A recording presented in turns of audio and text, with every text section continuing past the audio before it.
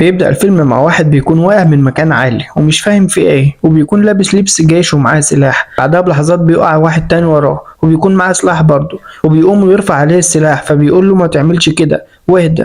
في وسط ما بيتكلموا بيقع واحد تالت لكنه بيقع ميت لأن المظلة بتاعته ما اتفتحتش. وفجأة بيكون في حد بيضرب عليهم نار بمتعدد، فبيداروا منه بسرعة وبيحاولوا يعرفوا مين ده لحد ما بيوصل له رويس، وده الشخص الأول اللي وقع وبطل فيلم النهارده. وبيقول له ما تعملش كده لأننا كلنا زي بعض، بدليل إني بتكلم معاك دلوقتي. فبينزل السلاح وبيقول له إن اسمه نيكولاي. فبيسأله إيه آخر حاجة فاكرها يا نيكولاي؟ بيقول له إنه كان في حرب في الشيشان، وفجأة لقى نفسه بيقع من مكان عالي ووصل هنا.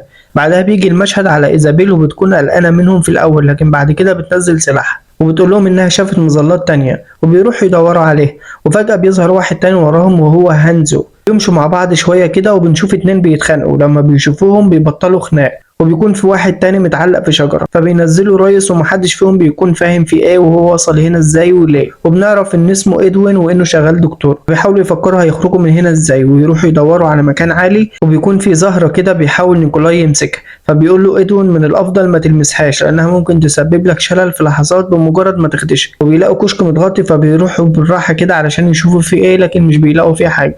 وفجأة هما ماشيين بيتعركل مومباسا الأسمراني ده، وبيكون في فخ معمول لكن بيقدروا يتفادوه، وبيقع عليهم خشب مسنن كتير وبيقدروا يهربوا منه. وبتكون إيزابيل بتقع في حفرة كده في أرضيتها خشب مسنن برضو، يعني لو وقعت يا معلم هتسافر. لكن بيلحقها رويس وبتخرج. وبيكونوا خايفين جدا وحاسين انهم بيتهاجموا من شيء ما. وبيشوفوا واحد ميت وبيتحلل، وبيعرف ادوين انه ميت من اسبوعين لان الجثة بدأت تتحلل. وبيعرفوا انه كان في حاجة اكبر بتطارده. وبيحس مومباسا بحاجة غريبة لكن مش بيهتم. وفعلا بيكون في حاجة قدامه شايفاه لكن مش بتكون ظاهرة ليهم، فمش بيهتموا وبيمشوا. ولما بيطلعوا في مكان عالي بيشوفوا كواكب كتير حواليهم وبيعرفوا ان هما مش على كوكب الارض.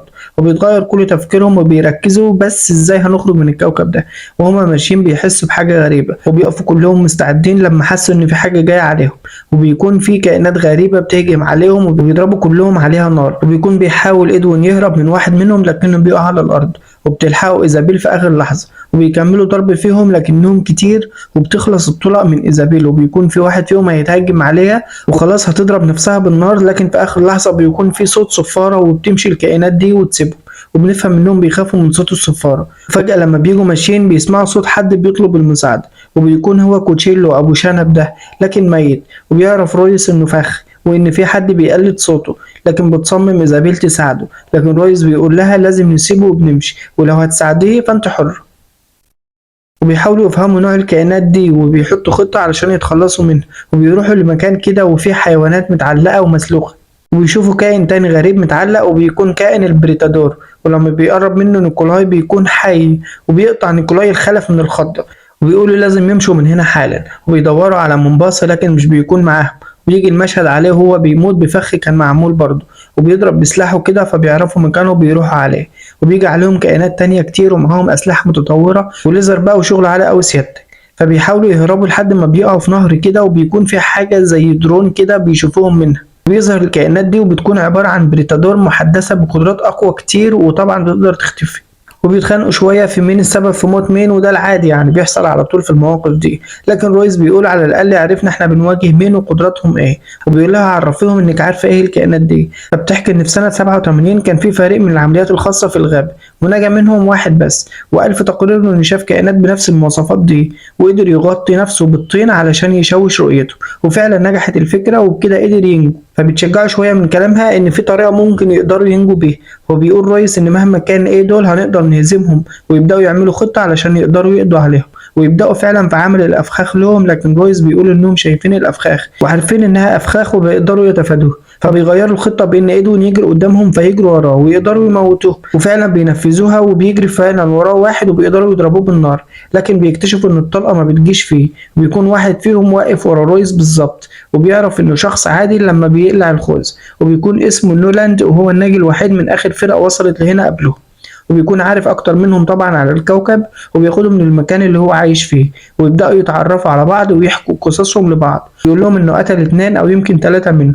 وبيعرفهم ان منهم نوعين، نوع طيب ونوع شرير، وانهم في صراع من زمن بعيد، وبيقول لهم انهم بيقدروا يطوروا من نفسهم بسرعه وقدراتهم اصبحت اكبر، وانه هنا بقاله تقريبا 7 مواسم. وبيقول لهم ان في آلة تقدر تنقلهم لكوكب الارض لكن مش عارف يشغلها ازاي. ولما بيسالوه عن نقطه ضعفهم بيقول لهم لو عايزين تنجوا استخبوا، اللي هو ابعد عن الشر وغني له. ايه الجنان ده؟ مش سالك الراجل ده، مش مرتاح لنا.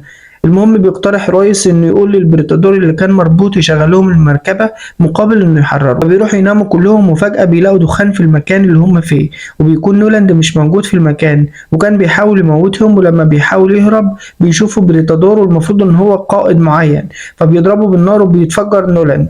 احسن ما كانش سالك اصلا الراجل ده. وبيسمعوا خبط جامد في الجدار وبيضربوا طلقة ضوء احمر كده في المكان الضلمة ده علشان يشوفوا ويخرجوا منه.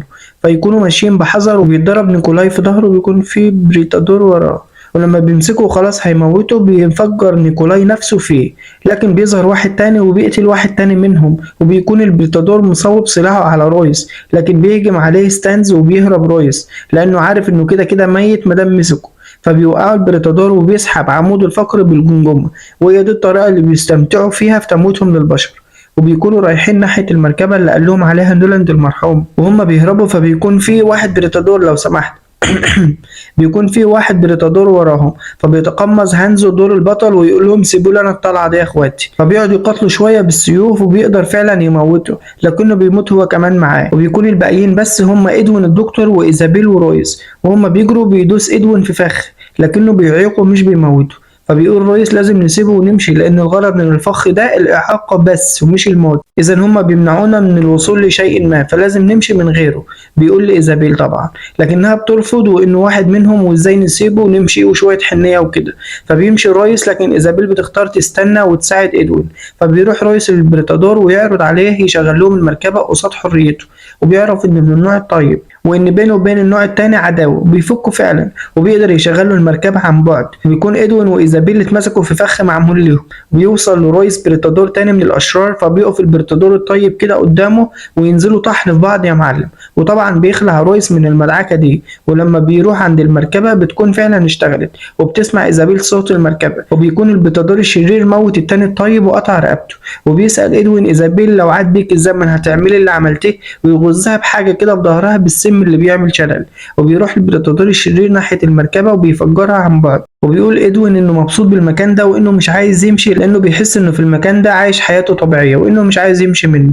لكن بيكون رويس مركبش المركبه ورجع لهم وبيطلعهم من الحفره. بتكون ايزابيل اتشلت من السم اللي غزوا ادوين فيها ومش قادره تتكلم بعد ما عرفت حقيقته. وبيكون رويس بيتكلم معاه وهي على الارض كده، وبيكون ادوين واقف وراه ولسه هيغزه بالسم هو كمان، لكن رويس بيفهم من عيون ايزابيل وبيلحقه ويغز هو بالسم، وده بسبب سرعته. وبياخده وبيستخدمه كطعم للبريتادور ويروحوا فعلا عليه. واول ما بيقرب البريتادور ادوين على وشه بينفجر فيه، وبيكون لسه فيه واحد بس. فبيقرر رويس يواجهه، لكن بيكون متدرب كويس وبيكون عارف ان طول ما هو في وسط النار البريتادور ما بيقدرش يشوف. فبيفضل يضرب فيه شويه، لكن البريتادور بيطور من قدرته بسرعه وبيقدر يشوف نبضات قلب رويس وبيعرف مكانه. فبيحاول يضرب عليه نار لكنه بيقدر يهرب، لكن في الاخر بيمسكوا البريتادور تاني وبيضربوا جامد وبيكون خلاص واقف قدامه وهيموته. لكن بتكون ايزابيل قدرت تمسك السلاح وتحاول بالعافيه تجهزه للضرب، وبتضرب البريتادور بالسلاح في جنبه، لكن البريتادور بيضرب عليها سكينه كده فبتيجي في كتفها. ولما بيلف وشه بيكون رويس قام ومسك حاجه كده وضربه بيها وقعد يضرب فيه جامد ويقطع حتت من جسمه لحد ما في الاخر بيقطع رقبته خالص. وبيقدروا ينجوا هما الاتنين ويقولوا لازم نشوف حل للخروج من الكوكب اللعين ده. وبينزل عليهم بباراشوتات ناس تانية، وده معناه ان استنوا الجزء الجاي. وانا بقول لكم استنونا ان شاء الله الفيلم الجاي واللي هيكون يوم الجمعه الساعه 8 بتوقيت القاهره. يا رب يكون الفيلم عجبكم. وفي الاخر كالعاده اسم الفيلم هيكون في اول تعليق. وصلوا على النبي محمد. سلام.